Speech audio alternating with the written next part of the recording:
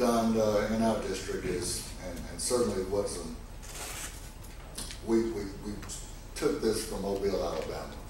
John Covington, who was a district attorney there, worked with the Board of Education, and is due to a code in Alabama law that says parents are responsible for their children being in school, and also responsible for the behavior of their children. And Mobile had held parents accountable for children misbehaving in school and being truant and tardy for several years. And before I got to Montgomery, I had a call what I embraced an effort and partnered with the district attorney. And of course, I called the board members to say make sure, because a lot of people think the superintendent entered into these agreements. It's the Board of Education that enters into these agreements. So I had to call the Board of Education to see if they would be on board with that, and they were.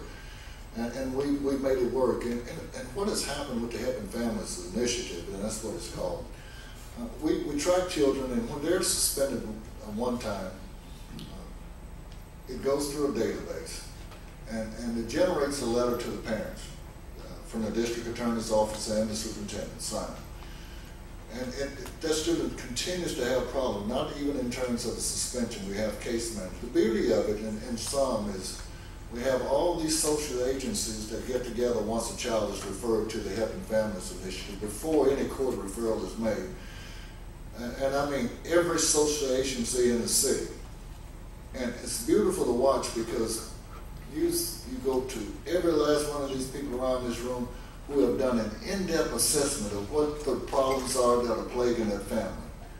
And it's been so successful because we're getting to the root of the problems that when it happens for families. And when I say that some of our children come to us from conditions that parents are doing the very best they can, but still conditions that some would think that was primitive. And we're able to hook these parents and grandmothers up with the social agencies that can provide services, in turn starting to fix family, we can fix children. Truancy, children will miss school for a lot of reasons. One of the reasons, we have to make education relevant. I talked about that at lunch today. You know, if I'm in high school and I know I'm not going to college, and I'm not in JOROTCs, or because I don't want to go to the Army, and I'm not a star athlete that's going to get a scholarship, and I'm saying, what am I going to do with this piece of paper when I graduate? So we have to make sure that we not only take care of the college-bound students by offering a college curriculum, but the old vocational education that we call career tech now is alive and kicking in other parts of the nation. We need to work with our business community, place these academies in these schools, much like we're doing in Montgomery, Alabama. When the Chamber of Commerce said we need a skilled workforce, I said to them, I don't know how to teach children how to be an advanced manufacturer. I don't know how to teach them to be in healthcare. So you help us, and they help us. And we have strong advisory council, and our goal is that the way you keep kids from being truant and dropping out of school is you give them an education that's relevant for them. And you put this carrot out there that's for real called certification to go to work. And you say, if you come to school, when you graduate, walk across that stage, you'll have a job making $30, $35 an hour at Hyundai. That will bring kids back to school. So it's no one answer to any of these things that plague us, but it does take a lot of collaboration, not only just common sense, sitting down and saying, what is our problem? And let's figure it out. I don't know what to do. Do you have any ideas? No, I don't. Well, save 5 seconds on that. Well, that's a difficult question. I'm not trying to evade it. You know, I think reading programs are very important. The selection of the right reading programs. But as I say, more than anything else, time on task I think means a lot. That we have to dedicate the amount of time to make sure that children who are learning at a different rate and a different pace are indeed getting it.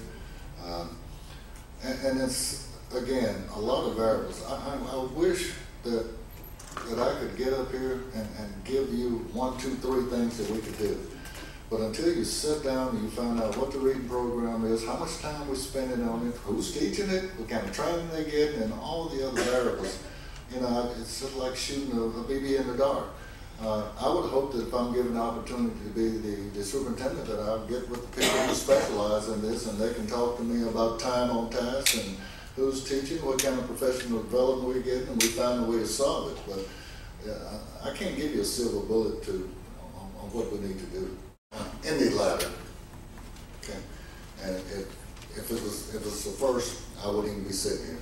I'm not saying that children don't come to us, and there is an achievement gap between children of color and white children, between children in poverty and non-poverty, even before they go to school. The great thing about what I've seen today is your early childhood education programs can be the way to close that gap at an early age.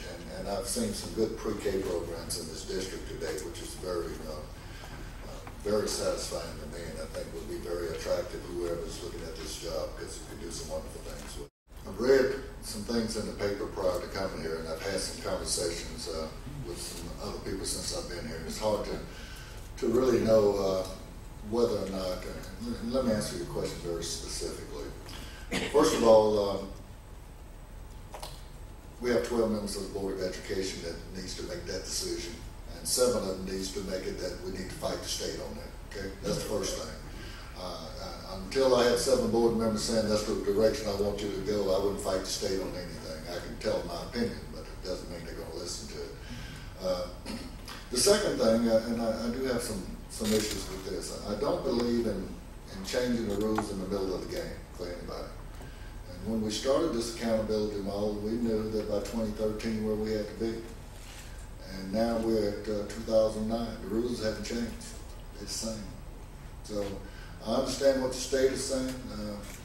I think there are valid points. Certainly need to go to a growth model. But the fact is, we started this accountability model when I was the principal at Broadmoor, and I don't think anything has changed. We knew where we had to be at 2014, and some people were saying we'll never make it, and some people saying all our kids are going to make it, they're going to be proficient, but I just have to say to this board, as you choose a superintendent, I don't believe in changing rules in the 7th inning of a 9-inning ball game.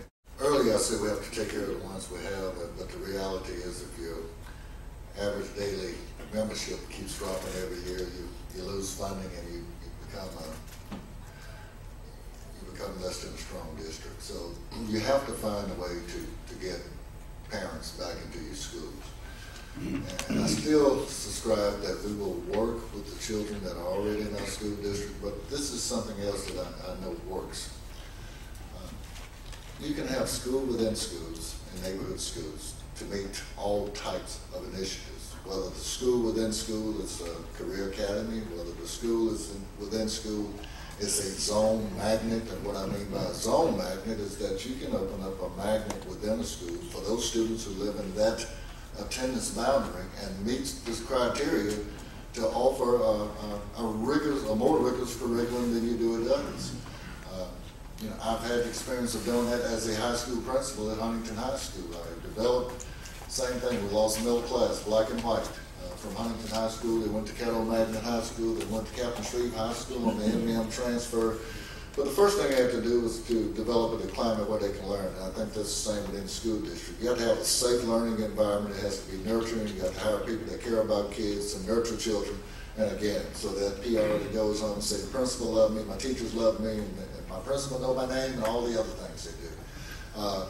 And then you got to look at programmatic issues. And working with the community at Huntington, we developed a law business magnet program. Make a long story short, a school whose enrollment in 1994, when I went there, was less than 1,100, almost had 1,700 4 years later, people begging to get in, okay? So there are programs that you can implement, and you talk with your community. You talk to the community about what you want to see. Magnet within the schools, career-type programs to be built in schools. I am against creating another magnet where you pull children from the entire district. I am for zone magnets where children that live in that attendance zone that wants a higher challenge, that wants a college preparatory curriculum, we own that. We ought to be able to provide that for them.